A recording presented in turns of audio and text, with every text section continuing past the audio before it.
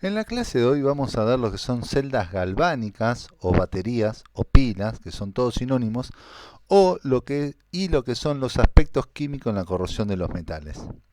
Bien, la electroquímica tiene sus orígenes en el estudio, en algunos estudios biológicos, que es en el estudio de la electricidad en los seres vivos, fundamentalmente en lo que son cadáveres de rana, experimentos que se estuvieron haciendo a finales del siglo XVIII. Luego le sucedieron la creación de las primeras pilas y bastante posteriormente se empezaron con asentar las bases que nos permiten tener el entendimiento actual de los fenómenos electroquímicos. Y recién a mediados del siglo pasado contamos con un cuerpo de ecuaciones, un cuerpo teórico relativamente sólido para entender estos procesos. Reacciones con intercambio de electrones. Ustedes ya estuvieron viendo reacciones redox, ¿sí? Equilibrios de óxido-reducción. Y acá vamos a ver que cuando mezclamos dos especies, que una se puede oxidar, la otra se puede reducir, y el potencial del par de la especie que se reduce es superior al potencial del par de la especie que se oxida, hay una reacción espontánea. Bien, esas reacciones nosotros llamamos reacciones redox a seca. Ocurre que cuando la FEM es positiva o la diferencia de energía libre de Gibbs, que es delta G, que estamos viendo acá, ¿sí?, es menor a cero, esa reacción es espontánea. Que, acuérdense que espontánea significa que tiene tendencia natural a suceder, no necesariamente significa que la vamos a ver. Dentro de estas reacciones tenemos la corrosión de los metales, pero también tenemos las combustiones, digamos. Son reacciones que llevadas adelante de esta manera, o sea, sin compartimentalizar, el trabajo eléctrico que directamente se puede extraer es nulo, ¿sí? O sea, ¿se puede extraer energía y trabajo? Sí. Se puede extraer energía y se puede extraer trabajo mecánico, por ejemplo, de las combustiones. Pero el trabajo eléctrico es nulo. Y acá estamos hablando de reacciones con intercambio de electrones, o sea, donde puede haber flujo de partículas cargadas. Entonces hay una forma, que son las pilas, de extraer este trabajo eléctrico. Fíjense que podemos tener la misma reacción que estamos teniendo en este recipiente, pero ahora compartimentalizada en dos recipientes, y tenemos una reacción espontánea donde podemos extraer trabajo como trabajo eléctrico. O sea, la energía que libera esta reacción se puede extraer bajo la forma de trabajo eléctrico directamente, sin mediar la transformación de una forma de energía en otra, lo cual trae sus ventajas tecnológicas. Piensen en lo que es actualmente los autos eléctricos o las herramientas eléctricas de prestación industrial que grandes marcas están teniendo hoy por hoy, justamente en el avance que han tenido las pilas y las baterías en general, permiten justamente o requieren que los ingenieros presten atención en cómo funcionan este tipo de dispositivos. También tenemos las celdas electrolíticas, que también son reacciones con intercambio de electrones, pero estas reacciones son no espontáneas. Fíjense que acá el delta G es mayor a cero, o sea, la energía libre de Gibbs es mayor a cero, o sea, el proceso no es espontáneo, o la FEM es negativa de esa reacción, y en estas reacciones el trabajo eléctrico es negativo. Esto significa que uno tiene que introducir trabajo eléctrico para que la reacción se lleve adelante. Pero bueno, esto, lo que es celda electroquímica, lo vamos a dejar para la clase que viene. En esta clase nos vamos a concentrar fundamentalmente en esto, en lo que son las celdas galvánicas o las pilas. Fíjense que tanto en celdas galvánicas como en celdas electrolíticas tenemos una cuestión. Vamos a tener una parte que se va a llamar ánodo, donde ocurre la oxidación y se va a representar o escribir a la izquierda. Y tenemos algo que se va a llamar cátodo, que es donde va a ocurrir la reducción, y se escribe a la derecha. Esto es así tanto en una pila como en una celda electrolítica. tenemos el ánodo, donde ocurre la oxidación, y es algo que se representa o se simboliza a la izquierda, y tenemos un cátodo, donde ocurre una reducción, y se representa o se simboliza a la derecha.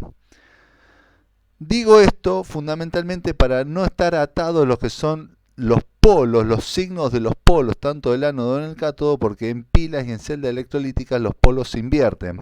Conviene recordarse, aparte es más importante en química, recordar los fenómenos químicos que están pasando adentro de las pilas como adentro de la electrólisis, sin detenernos demasiado en el tema de la polaridad. Pero bueno, vayamos a esto. Acá les acabo de decir que tenemos un compartimiento. Este compartimiento se denomina en términos genéricos electrodo. Acá tenemos otro compartimiento, también se denomina electrodo. Un electrodo se llama ánodo y un electrodo se llama cátodo. Bien, celdas galvánicas. En términos genéricos, una celda galvánica es un sistema formado por dos conductores electrónicos, o sea, conductores de primera especie. En términos generales podemos decir o metales, carbono, grafito, o grafeno, o nanotubos de carbono de paredes múltiples, o sea, un conductor de primera especie, en contacto con un conductor iónico, o sea, un electrolito. ¿Sí? En términos prácticos, es una combinación de dos electrodos en contacto electrolítico, donde ocurre una reacción redox espontánea. Bien, o sea, una pila es un dispositivo que permite la conversión de energía química en energía eléctrica. ¿La energía química de dónde proviene? Es el balance energético entre la energía que libera la formación de los enlaces de los productos químicos de la reacción y la energía requerida para la ruptura de los enlaces presentes en los reactivos de la reacción química. No se olviden que romper un enlace requiere entregar energía y formar un enlace libera energía. Desde esta perspectiva, los reactivos químicos son consumidos como insumo del proceso y los productos de la reacción son desechos. O sea, piensen, ¿qué hacen ustedes cuando una pila se termina?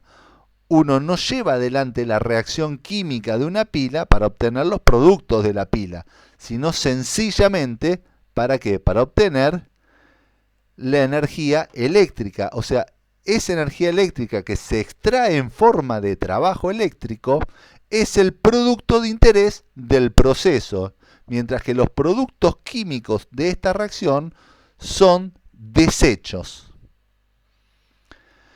Bien, acá nos vamos a tener que pensar potenciales. Una pila tiene un potencial cuando no hay paso de corriente eléctrica, y este potencial se conoce como potencial de equilibrio, y son los potenciales para los cuales nosotros contamos con ecuaciones sencillas para calcularlos y hacer estimaciones. Estos potenciales que nosotros calculamos, que lo vamos a calcular con esta ecuación que se denomina ecuación de Nernst, que algo ustedes ya estuvieron viendo en las clases anteriores, es un valor límite y máximo que se puede llegar a extraer de la pila. Ahora, cuando una pila está operando con paso de corriente eléctrica, el potencial que entrega es relativamente menor, ¿sí? Y eso hay que tenerlo en cuenta porque nosotros vamos a calcular un máximo de diferencia de potencial, que vamos a calcular con la ecuación de Nernst. Bien, y acá ya introducí el concepto de electrodo. Ustedes algo de electrodo estuvieron viendo, pero vamos a dar una definición teórica, que es un sistema que consta al menos de dos fases conductoras, entre las cuales se pueden intercambiar portadores de carga, generalmente en un solo sentido, ya sean iones o electrones, siendo una de las fases terminales un conductor de electrones. O sea, fíjense que va a haber flujo de electrones, ¿sí? Y en el otro un electrolito, ¿sí? O sea, acá tenemos un conductor electrónico y un electrolito. Una definición un poquito más práctica, un poco más acotada también, que a nosotros nos va a servir mucho, es que es un sistema heterogéneo, o sea que hay dos fases por lo menos, que contienen un par redox, y en alguna interfase presentan una diferencia de potencial eléctrico que denominaremos potencial de electrodo, que vamos a asumir que es el potencial de reducción del par. Bien, a ver, tenemos una interfase, ¿sí? Por ejemplo, tenemos esta superficie que puede ser la superficie de un conductor de primera especie, donde pueden circular electrones libres, y tenemos una especie que puede ser cualquiera, A, que es una especie donde hay un elemento que está más oxidado, y una especie B, donde hay un elemento, ese mismo elemento está, pero con otro número de oxidación menor. Entonces, la especie A toma n electrones y da a la especie B, y eso tiene un potencial determinado, que es el potencial de reducción. Bien, ¿qué ocurre? La especie A se acerca a la interfase, toma un electrón o dos o n electrones en esa interfase y se produce la especie B. Esta reacción es una reacción que consideramos reversible, que se puede dar, la inversa también es válida. La especie B se acerca a la interfase, cede n electrones y da a la especie A en esto que es una solución, ¿no? O un electrolito. Puede no ser una solución, puede ser un electrolito fundido. Bien. Potenciales de electrodo aislado, algo ustedes ya estuvieron viendo, es lo que se calcula con la ecuación de Nernst. Acá vamos a ir más rápido, es el potencial del electrodo, es el potencial estándar de reducción, menos RT, que es R la constante de los gases, T la temperatura en Kelvin, sobre N, que es la cantidad de electrones intercambiados en esa hemi-reacción, y F la constante de Faraday por el logaritmo nepeliano del Q de la hemi-reacción en el sentido de la reducción. Acuérdense que siempre escribimos en el sentido de la reducción. Se puede simplificar mucho esto trabajando a 298 Kelvin, tomando en vez del logaritmo nepeliano el base 10 y asumiendo el valor de R. Podemos pasar a una ecuación de Nernst que está un poquito más sencilla y que es mucho más práctica, ¿no? Bien, tipos de electrodos. Tenemos a grandes rasgos tres tipos de electrodos: los metálicos, los de gas y los de óxido de reducción. Los electrodos metálicos, a grandes rasgos, contienen una sustancia metálica que va a ser lo que oficia en el grueso de los casos como conductor electrónico, ¿sí? Una solución de una sal del catión metálico, que es lo que va a estar oficiando de electrolito, y pueden contener además un conductor electrónico o no extra. O sea, veamos acá, tenemos el electrodo de cobre, tenemos un conductor que puede ser el mismo metal, cobre sólido, y una solución de catión cobre 2. Un electrodo de zinc tenemos, fíjense que acá tenemos un conductor, que generalmente cables de zinc uno no tiene, generalmente uno tiene cables de cobre, entonces uno tiene un conductor electrónico, o sea, un conductor de primera especie, que es este cable que vemos acá. Tenemos una lámina de zinc, ¿sí? Y una solución donde yo tengo el catión zinc 2+, que este es el electrolito. También para el caso del electrodo de aluminio, lo mismo, un conductor, que puede ser este cable que tenemos acá, de cobre, una placa de aluminio y una solución del catión aluminio 3+. Los electrodos metálicos también tienen, o sea, para un electrodo genérico donde yo tengo un catión con n cargas positivas que toma n electrones para dar el metal sólido, el potencial, según la ecuación de Nernst, nos queda en este sentido. Acuérdense que escribimos, no importa cómo va a operar este electrodo en el sentido de la oxidación o en la reducción, acuérdense que el potencial del electrodo aislado siempre se escribe en la Q en el sentido de la reducción. O sea que el catión, que es la especie oxidada, va abajo como reactivo. Bien. Electrodos de gas. Los electrodos de gas tenemos un gas que se está burbujeando, ¿sí?, en la interfase. Y si no lo ven, lo vemos de vuelta. Tenemos el gas que se está burbujeando acá.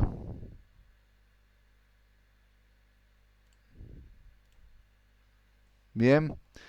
Ese gas, perdón, ese gas se está burbujeando en una campana que está salida a una determinada presión, o sea que acá tenemos una determinada presión de gas. Entonces tenemos una sustancia gaseosa, tenemos un conductor inerte, ¿sí?, que permite el intercambio de electrones en la superficie, y una solución donde está el mismo elemento que está en la sustancia gaseosa, pero en otro estado de oxidación.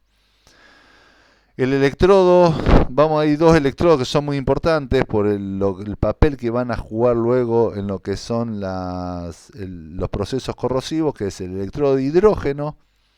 Que el electrodo de hidrógeno, lo que tenemos es que tendríamos que poner en rigor el catión oxonio, ¿sí?, con este balance, pero vamos a simplificar el balance de masa de esta reacción y vamos a tomar una versión como resumida de esta reacción química y lo vamos a tomar así, en estos términos. O sea, vamos a ver el catión hidrógeno acuoso más 2 electrones que da gas dihidrógeno. La notación simbólica del electrodo sería el conductor inerte, que suele ser una barra de platino. Esta barra que ven acá, después del platino, es lo que denomina una interfaz entre el sólido y el gas, que el gas está a una determinada presión, que generalmente se escribe en atmósfera o en bares. Tenemos otra interfaz que nos marca la separación entre el gas y la solución acuosa o el electrolito. Y acá tenemos el catión hidrógeno en una concentración X molar. En condiciones estándar, este electrodo, su potencial es cero, pero por definición, ¿sí? Acuérdense que los potenciales no se pueden medir en forma absoluta. Por lo tanto, necesitamos, o es imprescindible, fijar un nivel de referencia. Todas las tablas que nosotros vemos están referidas al electrodo de hidrógeno. Es posible que ustedes se crucen en sus carreras con otros electrodos de referencia que sean un poquito más prácticos de utilizar que el electrodo de hidrógeno. Generalmente esos electrodos son los electrodos de calomelanos, que nosotros no vamos a trabajar detalladamente en este curso, pero se los nombro porque es posible que ustedes se los crucen más adelante en la carrera. Volvemos al electrodo de hidrógeno. El electrodo de hidrógeno es el electrodo estándar. Este electrodo de hidrógeno es el electrodo de referencia generalmente, y su potencial es cero a todas las temperaturas, ¿sí? En condiciones estándar, yo lo que tengo es que la presión del gas es una atmósfera y la concentración de catión hidrógeno es 1 molar. Entonces, a esa concentración, a esas condiciones, el potencial estándar es 0, y después tenemos la ecuación de Nernst para una condición no estándar, nos queda descrita de la siguiente manera. Si vemos los electrodos de hidrógeno, podemos trabajar un poquitito esta ecuación de alguna manera para, si arrancamos con una condición donde tenemos que la presión de gas es una atmósfera y es fija, pero la concentración de gas hidrógeno es variable, lo que podemos trabajar un poquito esta ecuación para que nos quede de la siguiente manera.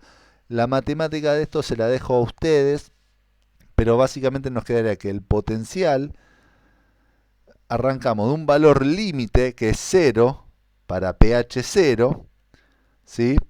Y tenemos otro valor límite para lo que son nuestros cálculos, que es menos 0,84 volt a pH 14. Y entre uno y otro, entre un pH y el otro, la variación es una recta que va de un punto al otro, o sea, del 0,0 al 14 menos 0,84 volt. El electrodo de oxígeno. El electrodo de oxígeno, el oxígeno gaseoso o el dioxígeno, cuando se reduce a anión óxido. Acá me está faltando, fíjense que me está faltando algo, vamos a escribirlo para que nos quede bien. Acá nos está faltando un 2 como coeficiente estequiométrico. Bien, para que por lo que se acuerdan ustedes de ácido base, el anión óxido en agua no puede estar, no es una especie estable, es una base demasiado fuerte. Por lo tanto, el anión óxido cuando se forme se va a enfrentar a un ácido y va a reaccionar en forma espontánea. Si estamos en un medio ácido, el ácido al cual va a enfrentar es el catión oxonio, ¿sí? Entonces vamos a tener la siguiente ecuación que en realidad se puede simplificar. Si adoptamos esta notación para el catión hidrógeno, en vez del catión oxonio usamos esta, podemos ver lo que es la hemirreacción del electrodo de oxígeno en medio ácido. En condiciones estándar, o sea, en la presión 1 atmósfera y catión hidrógeno 1 molar, tenemos que el potencial de reducción estándar es 1,23 volt. A 298 Kelvin nos queda esta expresión, ¿sí?, para el potencial del electrodo de oxígeno. ¿Qué pasa si estamos en medio básico? Bueno, si estamos en medio básico, vamos a tener agua o aniones hidróxido. El ácido más fuerte al cual se enfrenta la base anión óxido es el agua. En esos términos voy a obtener la base conjugada del agua, que es el anión hidróxido. O sea que esta es la forma que adopta, o sea, la reducción del dioxígeno en agua me puede dar o agua o anión hidróxido, dependiendo si estoy en un medio ácido o en un medio básico. A una atmósfera de presión y concentración de anión hidróxido 1 molar, el potencial de este estándar de este par es 0,4 volt. Y tenemos esta forma de calcularlo, ¿sí? Bien. Ahora, estamos hablando del mismo par. Si uno trabaja un poquitito, vamos a trabajar a partir de esta ecuación, ¿sí?, de esta semiecuación, tenemos que a presión 1 atmósfera de dioxígeno y a concentración variable de catión hidrógeno, podemos calcular los valores límites, ¿sí?, o mejor dicho, podemos calcular que el potencial de reducción de este electrodo lo podemos describir con el pH con esta ecuación. La matemática para pasar de acá a acá y de acá a acá se las voy a dejar a ustedes como práctica, no es muy necesaria para este curso de química. O sea que nos queda, en función del pH, nos queda la siguiente forma de expresar el potencial de reducción del oxígeno en medio ácido. Nos queda de la siguiente manera: si tomamos los valores límites, vamos a ver que a 1,23 nos da el valor, perdón, a pH 0 nos da el valor de 1,23 y a pH 14 nos da aproximadamente el 0,4 que habíamos visto que era el potencial estándar de la otra reacción. Y la variación entre un punto y el otro es una recta continua, ¿sí? Fíjense que tanto en el caso del potencial del potencial de electrodo de hidrógeno como el potencial de reducción del electrodo de oxígeno, conforme aumenta el pH, los potenciales disminuyen. En los dos casos ocurre exactamente lo mismo y conviene recordar esto para futuras aplicaciones. Electrodos de oxidorreducción, lo que están conformados es por una solución acuosa que contiene disueltas dos especies de un mismo elemento con distintos números de oxidación y un conductor electrónico que generalmente es un conductor o una interfaz inerte. Lo que tenemos es una especie oxidada y una especie reducida en solución. En el electrolito hay dos especies que contienen un mismo elemento químico con dos estados de oxidación diferentes. Generalmente, el potencial de estos electrodos se puede describir de la siguiente manera. Fíjense que la concentración de la especie reducida dividida la concentración de la especie oxidada no es otra cosa que el Q de la hemirreacción en el sentido de la reducción. Y un ejemplo clásico de esto es el electrodo de hierro 3, hierro 2 en solución acuosa, que el hierro 3 puede pasar a hierro 2 en una interfase y la forma en la cual queda expresado el potencial de este electrodo es la siguiente. Fíjense que acá tenemos la notación, tenemos un conductor inerte, que es el platino, puede ser platino sólido o puede ser otro. La interfase, que me denota la separación entre el sólido y la solución acuosa. Tenemos el catión hierro 3, que está en solución a una concentración determinada. Una coma para separar una especie de la otra, y la otra especie, que es la de hierro 2 en solución acuosa a una determinada concentración. Bien, ahora con este repaso de lo que fueron los electrodos y cómo varían sus potenciales en función de las concentraciones de las especies, vamos a ir a lo que son las baterías o celdas galvánicas. Acuérdense que son sinónimos. Cuando yo conecto una batería, yo sé que puedo encender una lamparita, mover un motor. Ahora, esto es lo que sabemos todo por experiencia cotidiana. Lo que vamos a hacer acá es tratar de meternos adentro de esa batería. ¿Y qué vamos a tener? Tenemos un ánodo, que es el compartimiento donde ocurre la oxidación y que se simboliza o se representa a la izquierda. Fíjense, ánodo, oxidación, izquierda. ¿Qué tienen en común estas tres palabras? Vocal, vocal y vocal. ¿Sí? Bien. Tenemos un compartimiento que vamos a denominar cátodo, que es donde ocurre la reducción y que se representa o se simboliza a la derecha. Fíjense que esta palabra tiene consonante, consonante, consonante, ¿sí?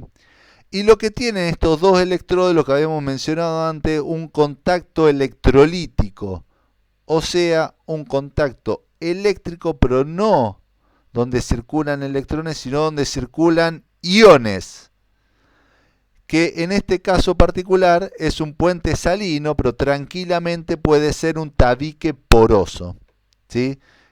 El ejemplo que vamos a ver ahora es el del puente salino, porque a veces es mejor que el tabique poroso.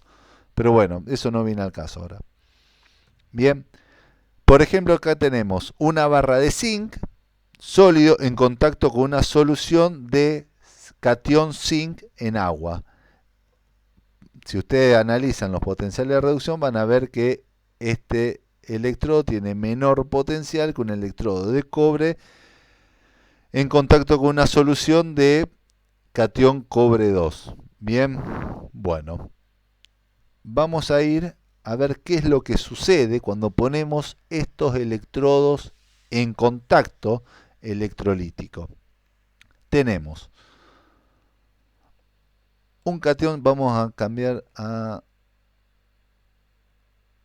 el puntero. Bien, entonces acá tenemos un átomo de zinc que está, esto es como que le pusimos un zoom, estamos en la barra de zinc, hay un átomo de zinc ahí en la interfase, ¿sí? Y esto está en contacto eléctrico, un contacto, digamos, metálico, con una barra de cobre en contacto con una solución de cobre 2, ¿sí? Bien. Ese átomo de cobre en algún momento pierde dos electrones y estos electrones van a migrar por el cable y lo que antes era un átomo de cobre pasa a ser un átomo de zinc, perdón, pasa a ser un catión zinc 2 más y pasa a la solución. O sea, el zinc se disuelve en la solución, ¿sí? Electroquímicamente. Y lo que antes era un catión, vamos a repetirlo, lo que antes es un catión cobre 2, que está en el seno de la solución, se acerca a la interfase, toma esos dos electrones y pasa a ser un átomo de cobre que se electrodeposita en la lámina de cobre. Fijémonos que acá yo tengo una solución de sulfato de zinc 2 más. Cuando circularon, antes podemos ver de vuelta que los electrones cuando circulan por la lamparita la prenden, ¿sí? O sea, realizan un trabajo eléctrico y los electrones salen del ánodo y entran al cátodo. Fijémonos que nosotros hicimos circular dos electrones y estos dos electrones que hicimos circular nos generaron acá un catión zinc 2 más que antes no estaba. Y en esta solución nos sacaron un catión cobre 2 que ahora no está más. Y acá nos queda un anión sulfato que no le queda carga compensando en esta solución, y acá tenemos un catión zinc 2 más que no tiene una compensación de otro anión sulfato. Entonces para eso está el puente salino, que es lo que vemos acá, que va a hacer que migren los aniones, van a ir al ánodo y los cationes van a migrar al cátodo. ¿Qué ocurre? Los aniones están compensando los cationes, los aniones que aporta el puente salino, compensan los cationes que se forman por la disolución electroquímica de la barra metálica que compone el electrodo, ¿sí? El ánodo. Y los cationes del puente salino que van a la solución esta del cátodo, que se denomina catolito, compensan la pérdida de carga por la descarga de los cationes del catolito en el conductor metálico del cátodo. Entonces, fíjense que los aniones van al anolito, o sea, van al ánodo, y los cationes van al catolito, o sea, al cátodo. Fíjense que el sentido de la circulación de los electrones es del ánodo al cátodo. Bien, vamos a lo que es la notación formal y como ejemplo vamos a tomar la pila de Daniel, que es la que teníamos antes.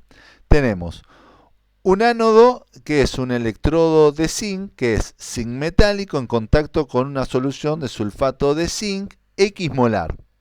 ¿Cómo se nota esto? ¿Cómo se anota? Tenemos el conductor metálico, ¿sí? Que en este caso es zinc, una barra que nos denota la interfase, la solución de zinc 2 más acuoso X molar.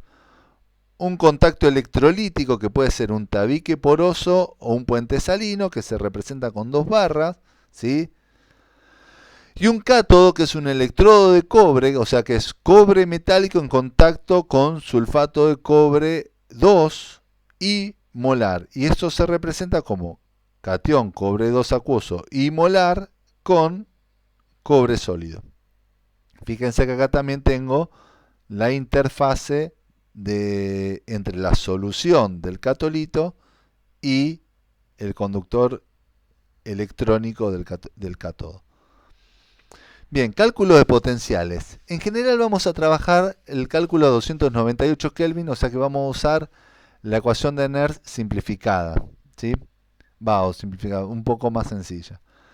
La FEM, o sea, la fuerza electromotriz, o sea, la fuerza con la cual se mueven los electrones, es el potencial de reducción del cátodo, o sea, la tendencia que tiene el cátodo a atraer los electrones, menos el potencial de reducción del ánodo, o sea, la tendencia que tiene el ánodo a retenerlos, o sea, la tendencia de atraerlo uno menos la tendencia a retenerlo del otro es la fuerza que permite mover los electrones. Si esa fuerza es positiva, tenemos una pila andando, o sea, tenemos algo que puede hacer circular electrones y que me permite extraer energía en forma de trabajo eléctrico. Estamos, si quieren podemos ir un poquito más atrás y ver esto. Mientras yo tenga fuerza suficiente este electrodo como para atraer los electrones y permitir que los electrones viajen a través de este conductor de primera especie, yo voy a tener fuerza para mover esos electrones y que la pila ande, ¿sí? Esa fuerza con la cual se mueven los electrones se llama FEM o fuerza electromotriz. El potencial de reducción del cátodo es el potencial estándar menos 0,06 volts sobre n logaritmo del Q del cátodo en el sentido de la reducción. Y fíjense que ponemos el potencial de reducción del ánodo en el mismo sentido y acá el Q del ánodo está en el sentido de la reducción, por más que la reacción que ocurre en el ánodo es una oxidación.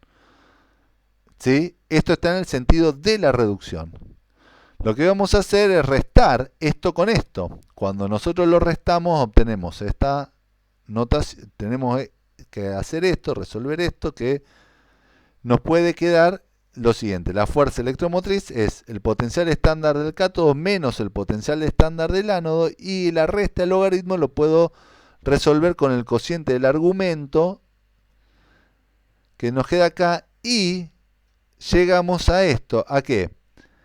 A que la fuerza electromotriz es la FEM en condición estándar de esa pila menos 0,06 volts sobre N por el logaritmo del Q de la reacción, o sea, de la reacción de descarga de la pila. Y en donde N ahora es un N de la reacción global. Ya no son estos N, este N acá y este N acá, puede ser que no sean los mismos, entonces este N en realidad es el N de la reacción global. Cuando todas las concentraciones son 1 molar de las especies disueltas y la presión de los gases es una atmósfera, tenemos condición estándar y el Q de la reacción es 1, ¿sí? Porque todo lo que esté acá va a valer 1, entonces esto en general es un cociente o una productoria de todos 1, por lo tanto el Q de reacción es 1, y nos queda que la FEM, la fuerza electromotriz es la FEM estándar, ¿sí? Bien. Vayamos al ejemplo concreto de la pila de Daniel. Tenemos el zinc metálico que está reaccionando con el catión cobre 2, no en forma directa, sino en forma compartimentalizada, pero el zinc se está oxidando a catión zinc 2+, o sea, se está disolviendo químicamente la barra de zinc, y el cobre catión que está eliminándose paulatinamente la solución para electrodepositarse como cobre sólido en la barra de cobre. Entonces tenemos que la fuerza electromotriz, o sea, la fuerza con la cual se moverán esos electrones o tienen tendencia a moverse esos electrones, es el potencial del par cobre 2, cobre, menos el potencial del par zinc 2+, zinc 2, zinc. O sea, los potenciales de los electrodos.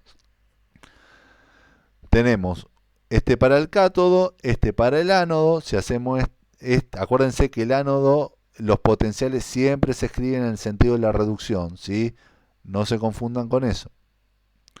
Si hacemos la resta podemos calcular estos dos números por un lado y hacer la resta, o podemos llegar a una fórmula general donde tenemos que la fuerza electromotriz es una FEM estándar menos 0,06 volts sobre 2, porque es la cantidad de electrones que se intercambian en esta reacción, el logaritmo del Q de la reacción. ¿Sí? Bien. Vayamos a lo que sería esto en números. ¿Cómo serían números? Vamos a calcularlo para lo que sería la celda de Daniel en condiciones estándar, porque vamos a tratar de...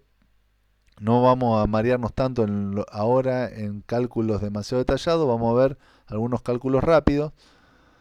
Tenemos la FEM de una pila en condiciones estándar. Lo que nos obliga es a buscar a los potenciales en la tabla del apéndice. Yo acá hice un extracto de los potenciales que vamos a buscar, y tenemos que el potencial cobre 2 cobre tiene un potencial de más 0,34 volt, y el del zinc 2 zinc tiene menos 0,76 volt. Si yo hago la FEM estándar de esta pila, tenemos el potencial estándar del cátodo menos el potencial estándar del ánodo, y lo que nos queda es 0,34 volt menos 0,76 volt, que es 1,10 volt, que esto es el voltaje que uno mediría en un laboratorio con un voltímetro si arma el dispositivo que vimos más adelante, más atrás, perdón. Bueno, resumiendo, Una pila tiene una reacción catódica, tiene una reacción anódica, o sea, tiene un cátodo, tiene un ánodo, tiene una reacción de descarga, ¿sí? Tiene una notación o una representación como tal, tiene una esquematización y tiene una forma de calcularse el potencial que puede llegar a entregar esa pila.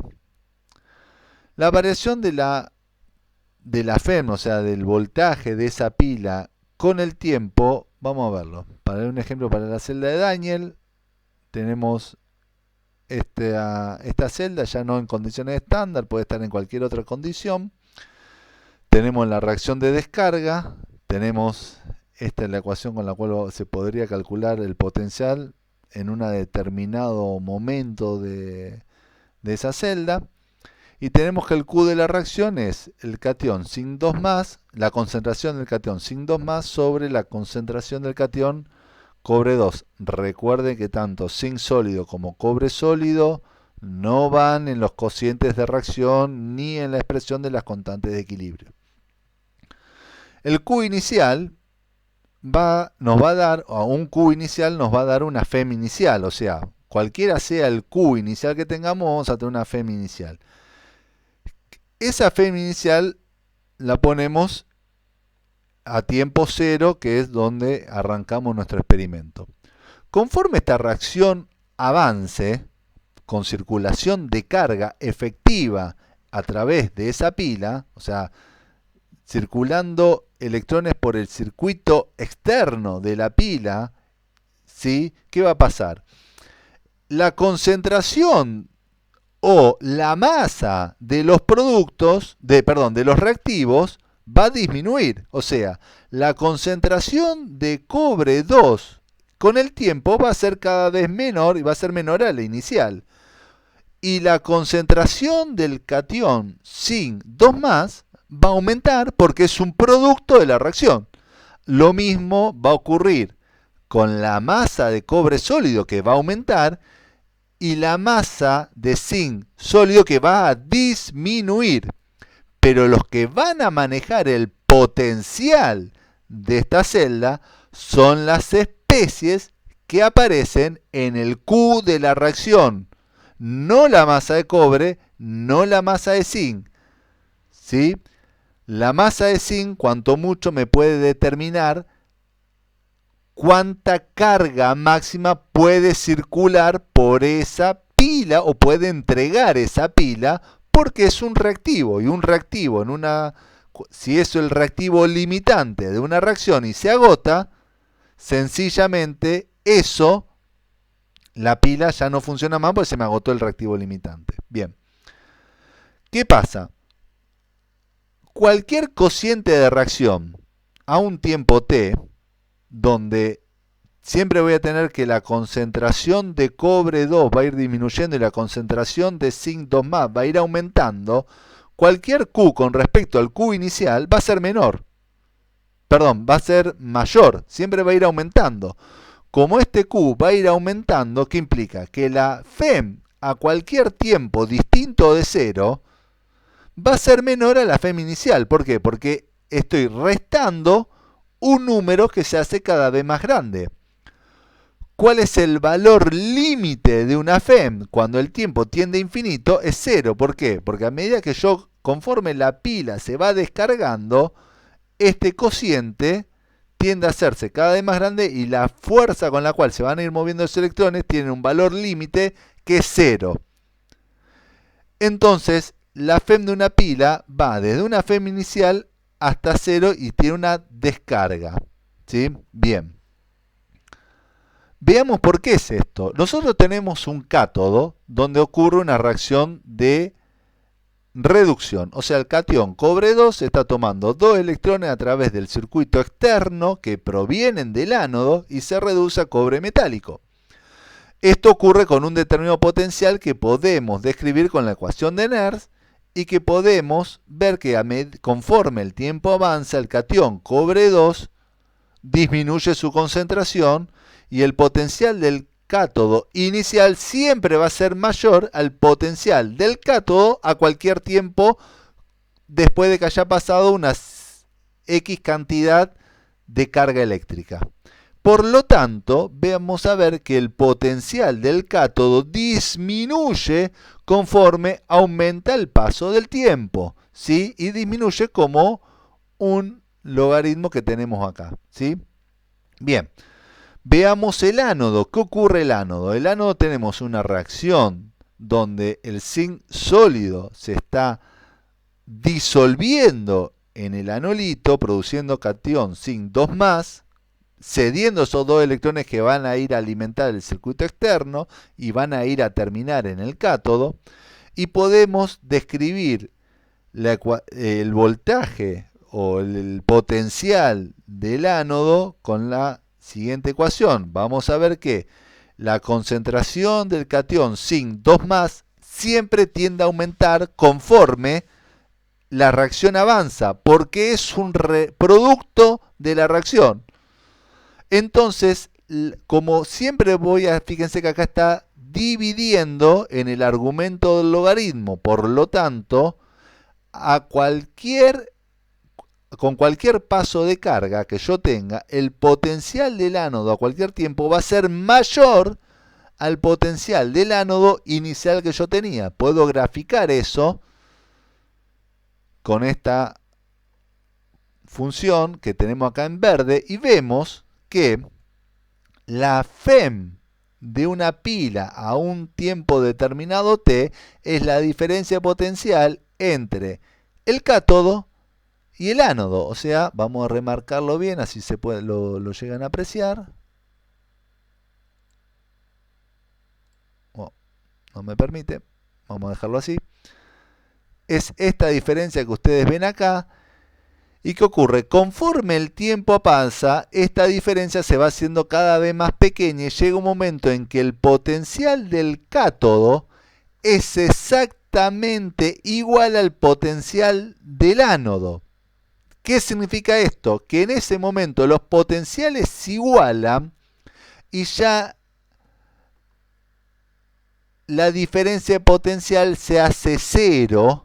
O sea, la fuerza electromotriz se hace cero. ¿Y qué significa? Que estamos en el equilibrio químico. Y en el equilibrio químico ya no puedo extraer trabajo de ningún tipo. Tenemos que previo al equilibrio químico, el Q de la reacción a cualquier tiempo t es menor a la constante de equilibrio. Pero a partir del equilibrio químico, el Q de la reacción es igual a la constante de equilibrio y es igual al cociente de las concentraciones en el equilibrio. ¿Sí? Bien. Veamos un poco más de detalle. Yo tengo que si el Q de la reacción es menor a la constante de la reacción, yo estoy a la izquierda, si quieren podemos verlo acá, estoy a la izquierda de la posición del equilibrio y el sistema tiende a avanzar hacia la derecha, o sea, hacia la formación de productos. O sea, yo tengo una FEM que es positiva. Cuando el Q de la reacción adquiere su valor límite, que es la constante de equilibrio, la FEM es igual a 0, o sea, no puedo extraer trabajo eléctrico de algo que está en equilibrio. Veamos qué ocurre si trabajamos un poquito esta consecuencia. Tenemos que la FEM es igual a la FEM 0, o sea, el potencial estándar de la pila, menos RT sobre NF, logaritmo nepeliano de Q, la reacción, que es igual a 0. Ahora, sabemos que Q tiene el valor, o sea, adquirió el valor de la constante de equilibrio porque estamos en el equilibrio. Por lo tanto, llegamos a esta expresión y podemos ver que la FEM 0 guarda una relación con la constante de equilibrio. A su vez, la constante de equilibrio guarda una relación con lo que es la energía libre de Gibbs estándar. ¿Qué es esto? La energía libre, el trabajo que yo podría extraer en condiciones estándar. y vemos que hay una relación entre la energía libre de Gibbs, que esto lo verán más adelante en su carrera probablemente, los de industrial ya algo han visto en los talleres. Hay una relación entre la energía libre de Gibbs y el potencial estándar de una pila. Ahora, ¿qué pasa si tomamos este resultado que estamos remarcando en violeta y lo introducimos acá? ¿Qué obtendríamos? Obtendríamos lo siguiente, que operando con una FEM positiva, tenemos que la FEM de una pila se puede escribir como RT sobre NF, logaritmo de la constante de equilibrio, menos RT sobre NF, logaritmo nepeliano del Q de la reacción. ¿Qué significa esto? Que yo puedo extraer trabajo eléctrico conforme mi pila esté alejada del equilibrio.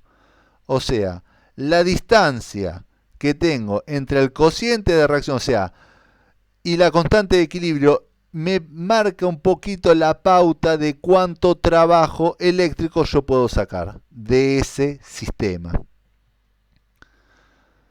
Y ese trabajo eléctrico se conoce como energía, o sea, en realidad eso se denomina energía libre de Gibbs, y es igual a menos NF, o sea, el número de electrones intercambiado por la constante de Faraday por la fuerza electromotriz. Este máximo, acuérdense que esto es el máximo trabajo eléctrico extraíble. En operatoria, el trabajo eléctrico que uno puede extraer siempre es menor. Bien, veamos qué otra cosa podemos ver a partir. Nosotros tenemos una reacción, ¿sí? Tenemos la celda de Daniell con su ecuación de descarga y tenemos la constante de equilibrio, que fíjense que tenemos la concentración de zinc 2 en el equilibrio y la concentración de cobre 2 en el equilibrio. No son cualquier valores, son un conjunto determinado de valores, ¿sí? Bien. Teníamos que la FEM 0 era igual a RT sobre NF, logaritmo nepeliano de la constante de equilibrio. También podemos transformar esto a 298 Kelvin y pasando al logaritmo decimal.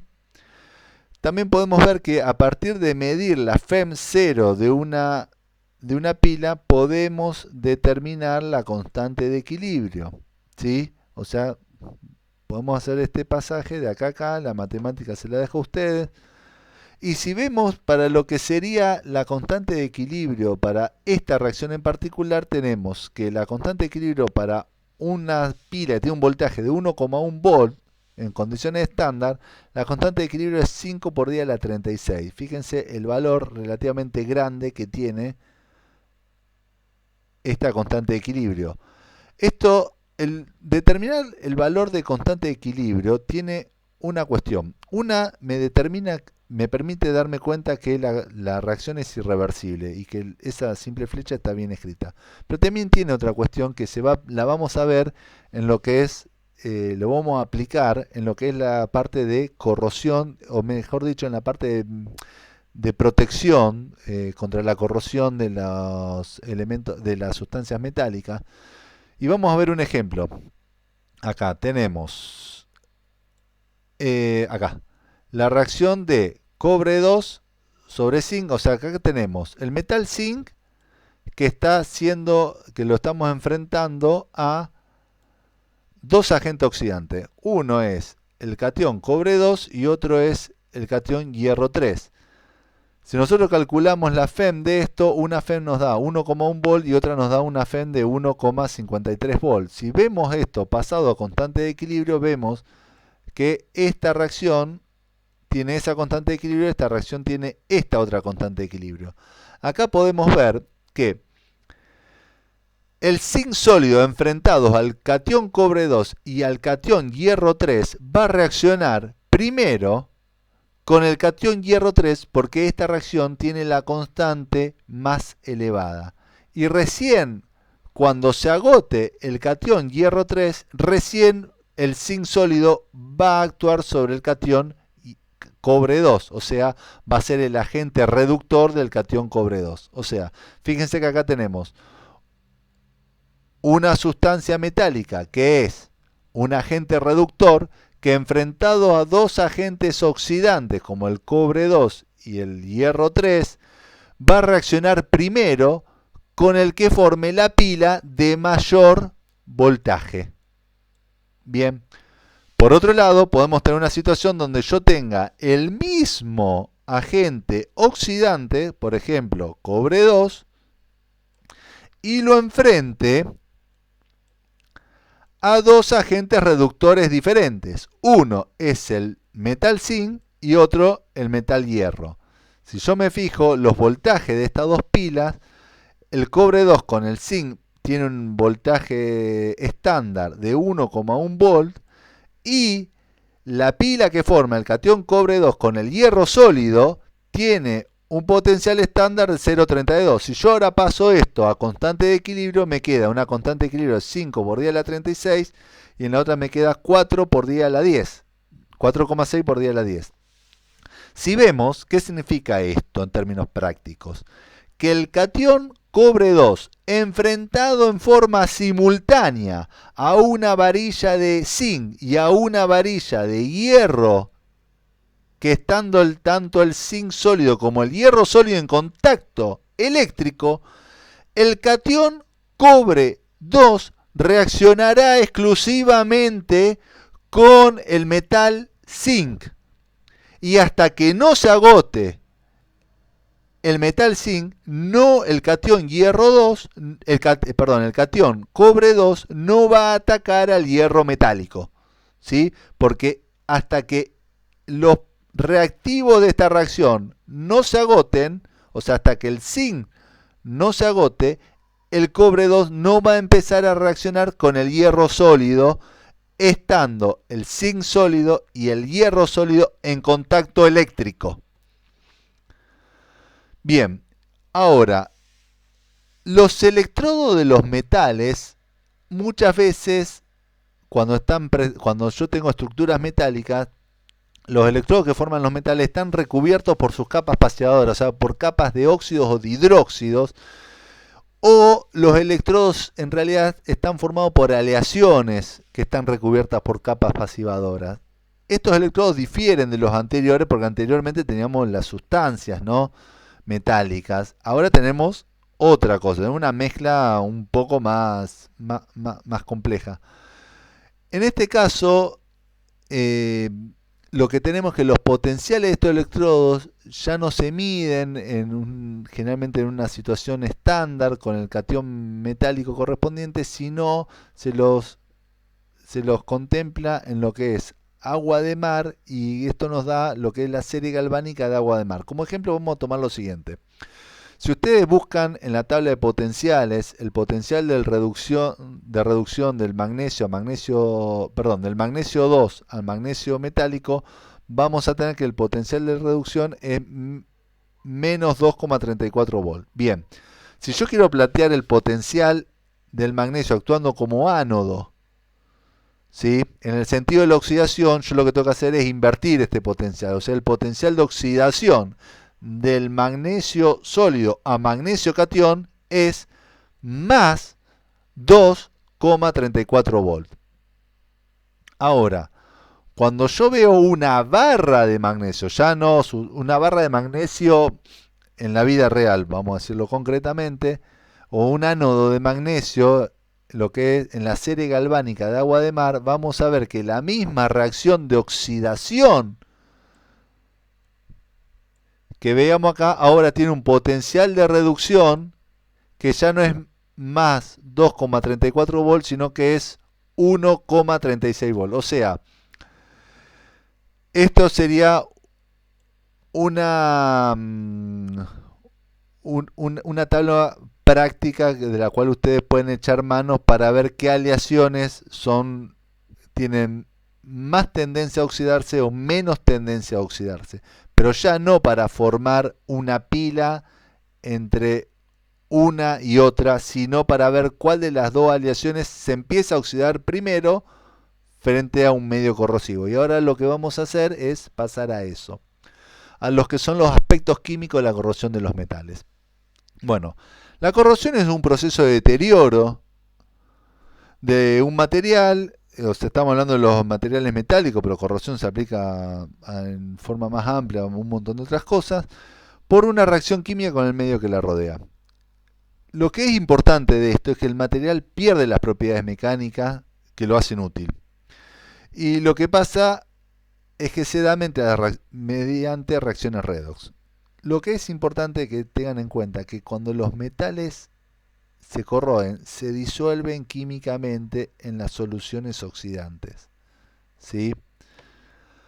Si es una covacha conocida por ustedes y le hacemos un poquito de zoom, vamos a ir viendo que ahí parte de la reja se está perdiendo por las acciones indecorosas de algunos transeúntes que han bebido demasiado posiblemente.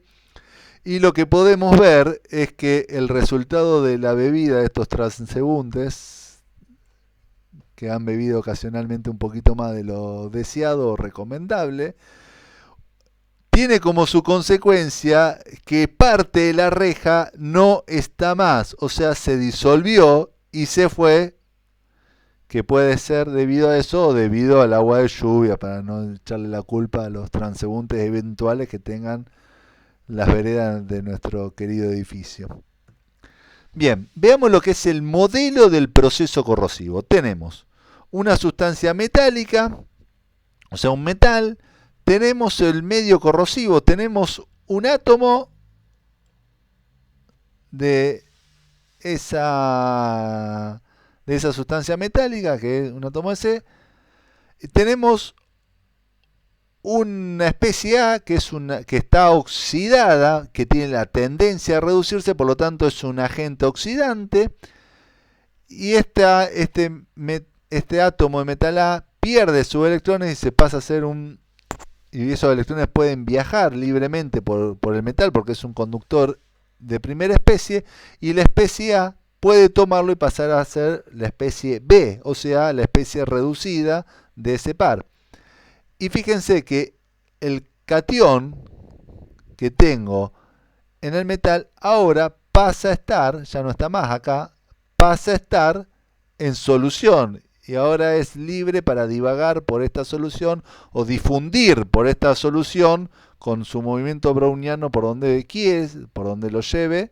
Y fíjense que este huequito que me queda acá es justamente una pérdida de masa. Si yo reprodujo este proceso a lo largo de todo el grano de este cuerpo metálico, yo voy a tener una pérdida de masa del metal.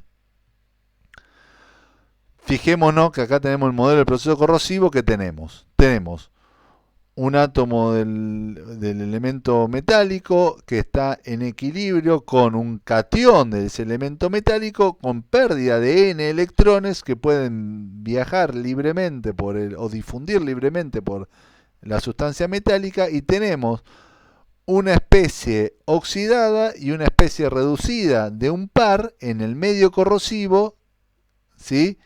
Y tenemos cationes y aniones en ese medio corrosivo que son los encargados de cerrar el circuito. Fíjense que acá tenemos un circuito donde están circulando cargas negativas en este sentido y las positivas de acá hasta acá. ¿Qué tenemos? Tenemos un ánodo y tenemos un cátodo. Un ánodo en contacto electrolítico con un cátodo. O sea que tenemos una pila. Básicamente tenemos una pila. Y con lo que entendimos antes de pila podemos entender también el modelo, el proceso corrosivo.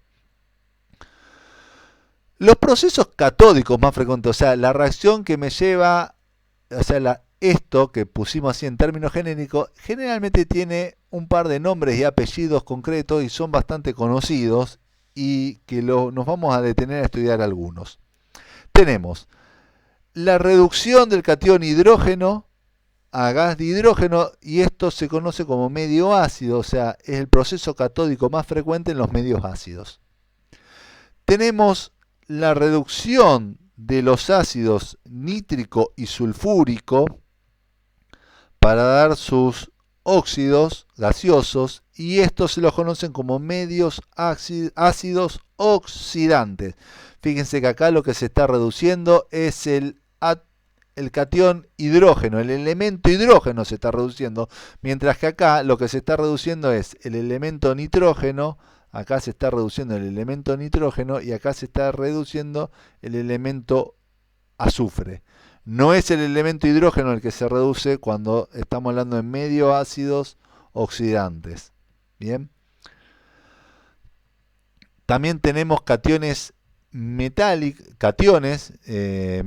que se pueden reducir al metal, o tenemos cationes metálicos que se pueden reducir tomando un electrón a otro catión metálico, y estos son cationes oxidantes. Y también podemos tener el electrodo de oxígeno, ya sea en medio ácido, como podemos ver acá, ya sea que el oxígeno lo pongamos como gaseoso o acuoso. Esto se conoce como un medio oxigenado, húmedo y ácido. Fíjense que acá el elemento que se está reduciendo no es el hidrógeno, sino el oxígeno. El oxígeno gaseoso es, el dioxígeno, es la especie que se está reduciendo. O sea, el agente oxidante es el dioxígeno. Y acá tenemos también el dioxígeno actuando en un medio húmedo y básico, ¿sí? Fíjense que también el agente oxidante es la sustancia dioxígeno. El hidrógeno acá, el catión hidrógeno acá, no se está reduciendo. Si ustedes calculan el número de oxidación del hidrógeno acá y acá, le va a dar más 1 y más 1. Es el oxígeno el que acá tiene número de oxidación 0 y acá tiene menos 2. Bueno, los factores que determinan la magnitud y la velocidad de la corrosión, ¿sí? O sea, cuando hablamos de magnitud, estamos haciendo referencia a factores más bien termodinámicos, y cuando hablamos de velocidad de la corrosión estamos refiriéndonos a cuestiones que son más bien cinéticas. La oxidación de los metales es un proceso generalmente espontáneo y que yo no puedo frenar. ¿Qué significa? Que lo puedo desacelerar, pero no lo puedo impedir. O sea, el hierro en la corteza terrestre va a estar oxidado o va a tener tendencia a oxidarse. Si yo lo tengo reducido es porque cayó del cielo reducido, como meteorito, o lo reduje yo por algún tipo de técnica, ¿sí? Pero yo no puedo tener hierro sólido en la superficie del planeta Tierra y esperar que esté como tal en forma indeterminada, en forma permanente. Tarde o temprano la atmósfera de la Tierra lo va a terminar llevando a una especie de hierro 2 o de hierro 3. Lo mismo sucede con el grueso de los metales, salvo con los metales nobles. ¿Sí?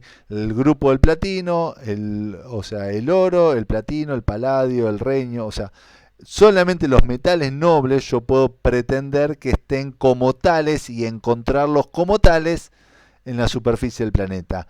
Los demás los encuentro en forma oxidada. Y si logro reducir esas especies y obtenerlos como piezas metálicas, o sea, tener las sustancias metálicas, no puedo pretender que se conserven así en forma indefinida. Tarde o temprano se me van a oxidar. Entonces, volvemos a lo que estábamos antes, los factores. Tenemos propiedades intensivas del metal, la pureza del metal en la pieza metálica y las características físicas de las piezas metálicas. También tenemos la presencia de tensiones en las piezas metálicas que van a ser, cuando uno acumula tensión en la pieza, uno va a tener mayor tendencia a oxidarse. Bueno, vayamos uno por uno, o sea, propiedades intensivas del metal. No es lo mismo un metal que otro. Ya estuvimos viendo que distintos metales tienen distintos potenciales estándar de reducción. Por lo tanto, el metal tiene distintas tendencias a oxidarse. Tenemos la pureza del metal en la pieza metálica. Conforme aumenta la pureza del metal en la pieza metálica, suele haber menor tendencia a oxidarse, ¿sí? Porque generalmente ahí puede haber purezas del metal que terminen colaborando en lo que es el proceso anódico, o sea, en la oxidación del metal. Las características físicas de la pieza, ya sea el pulido, o sea, o digamos si tiene incrustaciones, rayaduras, eso genera que se aceleren determinados procesos, los procesos que antes habíamos visto del proceso anódico o el catódico. Y la presencia de tensiones en la pieza, esto lo pueden ver que cuando yo tengo un clavo, por ejemplo, yo tengo el clavo en la cabeza del clavo y tengo en la punta del clavo, van a ver que generalmente los clavos se oxidan más en la punta, ¿sí? O en la cabeza, que son las piezas que han sido más trabajadas. Cuando yo, o si yo doblo un clavo, yo van a ver que el clavo cuando yo doblo una pieza metálica, donde se dobla la pieza se acumulan tensiones que aumentan el potencial de oxidación. Esas tensiones se acumulan como en los átomos del metal. En esas posiciones donde están tensionados, tienen mayor tendencia a liberar esas tensiones oxidándose. Tenemos los factores relacionados con el ambiente. Tenemos la temperatura. Conforme aumenta la temperatura, la oxidación de los metales aumenta. Es posible que aumente la tendencia termodinámica, o sea que aumenten sus potenciales, como también la velocidad a la cual eso aumenta. La conductancia iónica del medio corrosivo. Si se acuerdan, en el esquema yo necesitaba cerrar un circuito eléctrico mediante un conductor electrolítico.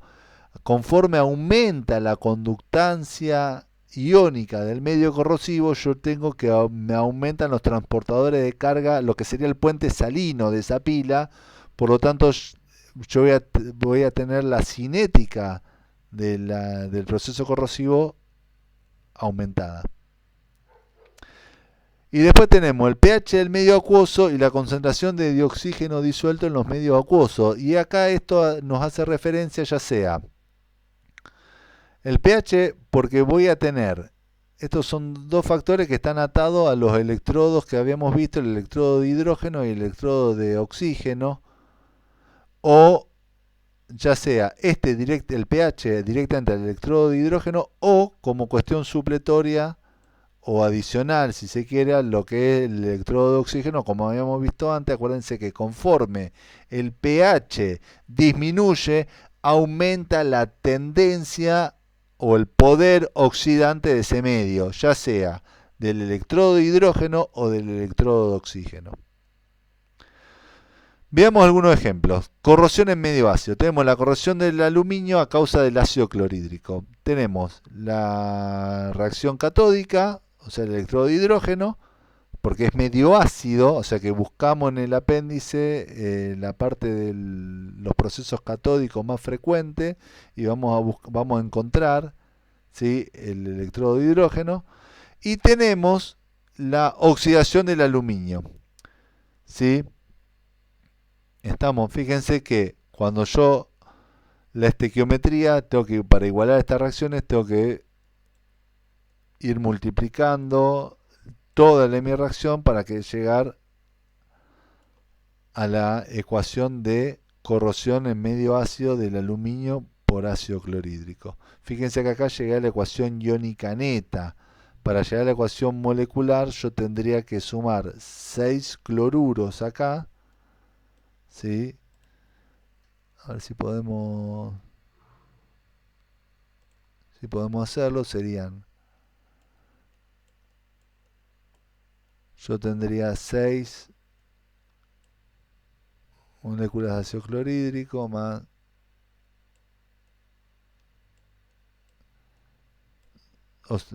6 moles de cloruro de hidrógeno más 2 moles de aluminio, que me dan 3 moles de gas de hidrógeno más 2 moles de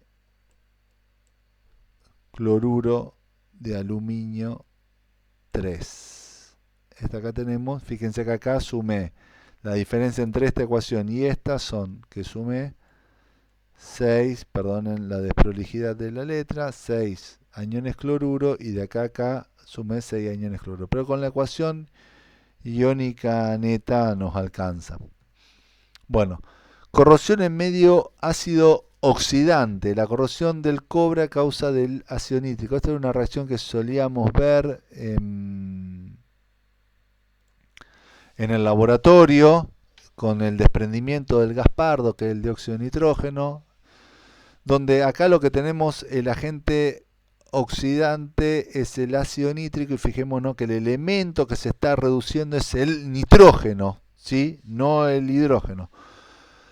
Bueno, acá tenemos la ecuación de... Acá también tenemos la ecuación iónica neta. Fíjense que estos cationes hidrógeno que tenemos acá no se están reduciendo, sencillamente es el medio ácido que necesita el ácido nítrico para actuar como agente oxidante. Bueno, corrosión del cobre a causa del hierro 3. Acá tenemos un catión oxidante, el hierro 3 que pasa a hierro 2, tomando un electrón. Fíjense que acá tenemos el cobre metálico que está siendo atacado por el catión hierro 3 para pasar a hierro 2 y tener cobre 2. Fíjense que acá la ecuación es la ecuación iónica neta, donde esta ecuación intercambia 2 electrones y esta al intercambiar solo 1, yo requiero multiplicar por 2. ¿Sí?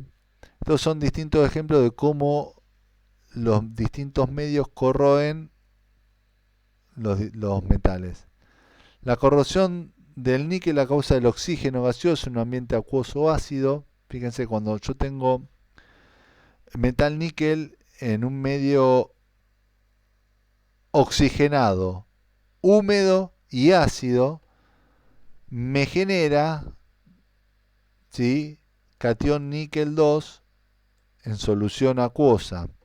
Veamos qué pasa cuando tenemos el metal níquel expuesto al medio oxigenado, pero en ambiente neutro o básico. Yo voy a tener que el electrodo de oxígeno, o sea, el proceso catódico me va a estar dando aniones hidróxido. Acá me quedaron al revés, pero bueno, escritos al revés. Y yo voy a tener que voy a estar generando anión hidróxido y catión níquel 2, que esto generalmente precipita como hidróxido de níquel. O sea, fíjense, cuando nosotros tengamos la corrosión de un metal a causa del oxígeno en un ambiente acuoso, neutro o básico, generalmente voy a estar viendo la formación de los hidróxidos correspondientes a esos metales. Bien. ¿Cómo hago para disminuir la velocidad de la corrosión? O sea, acá me estoy metiendo en lo que son los métodos de protección. En el libro tenemos casi todos los métodos resumidos como en dos. Protección catódica, ¿sí?, y como métodos de recubrimiento. Es posible que ustedes más adelante en la carrera vean o les nombren lo que es la protección anódica, así que yo se los voy a nombrar brevemente, y también ahí puede haber algunas materias que le hablen del control del medio corrosivo. Vamos a ver que un mismo método de protección práctico a veces ataca distintas, o sea, se lo puede interpretar de distintos lugares, o se lo puede ver que un mismo método actúa a dos niveles, ¿sí? Siempre tengan en presente el modelo de la corrosión que tenemos, que es una pila, o sea, un ánodo unido a un cátodo por un conductor electrolítico, que el conductor electrolítico es el medio corrosivo. Bien, la protección catódica consiste en enfrentar el medio oxidante a un electrodo de menor potencial de reducción, ¿sí?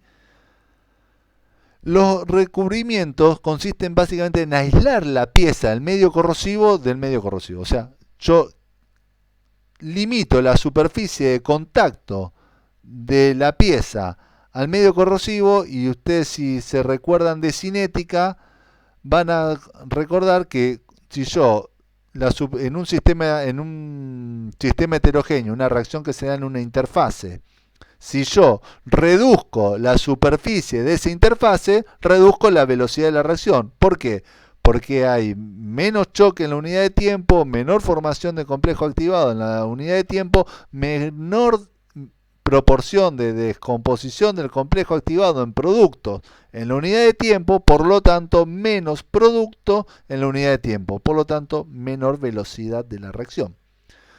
También no está descrito en el libro, pero lo pueden escuchar como protección anódica, que es disminuir la velocidad de transferencia del catión metálico al electrolito. O sea, estamos hablando de una protección que actúa a nivel del proceso anódico, o un control del medio corrosivo, que es actuar sobre las características del medio. ¿Sí? Bien. Que a veces se puede, a veces no. Protección catódica. Vamos a ver lo que es un ánodo de sacrificio, que es sencillamente enfrentar el medio corrosivo a un electrodo de menor potencial de reducción o de mayor potencial de oxidación.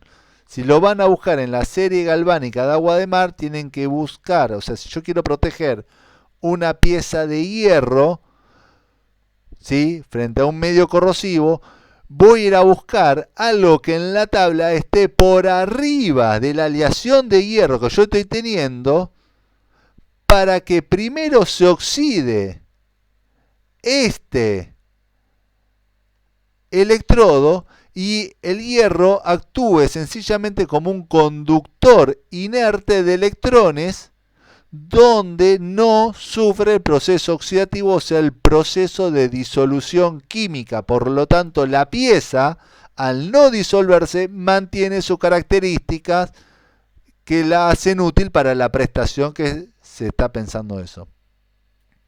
O sea, un ánodo de sacrificio también se puede entender como un recubrimiento con un metal más activo. O sea, un recubrimiento con un metal más activo, uno lo podría pensar como un método de recubrimiento. Pero si el metal es más activo, ese metal que es más activo, o sea, que tiene mayor potencial de oxidación que la pieza que estoy protegiendo, no deja de ser un ánodo de sacrificio. Fíjense que si yo una pieza de hierro la recubro con zinc y esa capa se raya y me deja expuesto el hierro al ambiente corrosivo, acá en esta parte puede entrar una molécula de dioxígeno y reducirse a anión hidróxido. Pero los electrones no los va a tomar del hierro, sino que los va a tomar, o sea, los electrones, vamos a marcarlo, los electrones van a salir de la capa esta de zinc metálico y van a ser conducidos por el hierro. Yo tengo acá un átomo, una molécula de dioxígeno que está tomando electrones, ¿sí?, y está pasando a anión hidróxido, ¿sí?, está tomando electrones y por ahí un ambiente, acá hay, además de la ralladura, hay una gota de agua, por ejemplo. El hierro, al tener menor tendencia a oxidarse que el magnesio, sencillamente está actuando como el conductor metálico de un ánodo, sin comportarse como cátodo. Por lo tanto, esto se llama también, es una protección catódica. ¿Sí? Bien. También la otra cosa que yo puedo hacer con esa pieza de hierro es imprimirle una corriente. O sea, en vez de que los electrones lo aporte un metal como el zinc o el magnesio, que son o una aleación de zinc o una aleación de magnesio, que tienen mayores potenciales de oxidación que el hierro. Fíjense que no es que el hierro se está reduciendo, el hierro no es el ánodo, el hierro es el conductor electrónico o el conductor inerte del ánodo. El ánodo sigue siendo el electrodo de dioxígeno o el medio ácido o el medio ácido oxidante. Acuérdense que acá no estoy teniendo una pila en el sentido de que el hierro, el metal hierro forma una pila con el metal magnesio. No, esto es una junta bimetálica. Esto no forma una pila. Esto lo que tiene es que yo puedo transformar el hierro en un conductor inerte frente al dioxígeno porque el zinc es el que aporta los electrones para la reducción del dioxígeno. Lo mismo puedo hacer imprimiéndole una corriente y tomando electrones a partir de un ánodo inerte enterrado en el piso o en algún lugar que sea conveniente y utilizando una fuente de potencial que me permita suministrarle electrones a la pieza de hierro. Entonces yo tengo el agente oxidante, se reduce, me forma la especie reducida, pero la pieza metálica se transforma en un conductor inerte. Perdón, yo acá antes creo que le dije que era el conductor inerte del ánodo. Ahí me confundí, es el conductor inerte del cátodo. Si lo dije mal, pido disculpas y me corrijo. O sea, es el conductor inerte del cátodo. Lo que está funcionando como ánodo es el zinc. O sea, el zinc metálico es lo que está funcionando como ánodo y el hierro se transforma en el conductor inerte del cátodo. ¿Sí? Pero no es el hierro un cátodo en sí mismo, ¿sí? Porque el hierro ya está reducido y no se puede seguir reduciendo. ¿Estamos? Bien, espero que haya quedado salvada la situación. Recubrimientos. Los recubrimientos pueden ser orgánicos, inorgánicos, naturales o sintéticos, o puede haber inhibidores que se adhieren y recubran la superficie y eviten que se formen, que disminuyan la velocidad de la oxidación. Si son inorgánicos, yo puedo tener el recubrimiento con metales, y el recubrimiento con metales puede ser más activos, como los vimos. Más activo significa mayor potencial de oxidación. O sea, en la tabla serie galvánica de agua de mar van a estar más arriba. O en la tabla de potenciales de reducción van a estar más abajo. O pueden ser menos activos. ¿Sí? Veamos unos ejemplos. Bueno, fijémonos, acá teníamos el hierro cubierto con zinc, esto es el ejemplo de una chapa galvanizada. Yo tengo un acero de baja aleación donde yo tengo este potencial de oxidación y el zinc tiene este potencial de oxidación. Fíjense que acá el zinc frente a un medio corrosivo va a actuar como ánodo y el hierro va a actuar como el conductor inerte de electrones del proceso catódico. Si tenemos el hierro recubierto con una aleación de estaño o de estaño, fíjense que el estaño es menos activo que el hierro o el acero de baja aleación. ¿Qué significa esto? Que tiene menor tendencia a oxidarse. No significa que el hierro se va a oxidar y el estaño se va a reducir. El estaño no se puede reducir porque ya está reducido. O sea, no se va a formar una pila entre el hierro y el estaño. Lo que va a pasar es que cuando llegue el agente oxidante, por ejemplo, el oxígeno gaseoso, el dioxígeno que ataque en la parte rayada de la pieza lo va a poder oxidar al hierro porque el hierro no puede tomar electrones del estaño. O sea, el estaño no va a sufrir oxidación y el hierro sí. ¿Estamos? Protección anódica. La protección anódica lo que hace es tratar de disminuir la velocidad de transferencia de los, de los cationes metálicos que se podrían estar formando en la superficie del metal al medio electrolítico. Por ejemplo, un caso típico es para el aluminio, que viene generalmente recubierto, o sea, que una barra de aluminio expuesta a la atmósfera siempre va a tener una capa de trióxido de dialuminio. O sea, hay óxidos que actúan como óxidos o hidróxidos que actúan como pasivantes y otros que no. ¿Qué pasa? En la estructura de los óxidos o de los hidróxidos, algunos óxidos logran cubrir el metal y algunos forman reticulados que no logran cubrir el metal. Esto seguramente lo verán en otras materias. Lo que a nosotros nos alcanza con decir es que este recubrimiento a veces es una capa muy sencilla, muy fina, perdón, y lo que se puede hacer, por ejemplo, para el aluminio es el anodizado. ¿Qué hace? Conecto el aluminio al borne positivo de una fuente y lo que hago es aumentar el espesor de esta capa de óxido, transformando esta barra de aluminio en un ánodo, ¿sí? O sea, forzando la oxidación de esta barra de aluminio, aumentando la capa de óxido protector, que de esta manera esta pieza va a poder prestar servicio de una mejor manera. Bueno, el control del medio corrosivo, tenemos inhibidores que pueden actuar a nivel del cátodo, del ánodo o del contacto electrolítico, ¿sí? Tenemos los boratos, los cromatos, los fosfatos, silicanos, aminas, polialcoholes, mercaptanos. Por ejemplo, las aminas actúan absorbiéndose sobre la superficie y evitando que los metales entren en contacto con el medio corrosivo. Los polialcoholes generan un aumento de la viscosidad, que ese aumento de la viscosidad, vamos a ir acá, el aumento de la viscosidad hace que los aniones y los cationes del medio corrosivo puedan viajar, o sea, se les dificulte el transporte de carga en el medio electrolítico. Al disminuir el transporte de carga en el medio electrolítico, o sea, la posibilidad con la cual esta pila se cierra, ¿sí?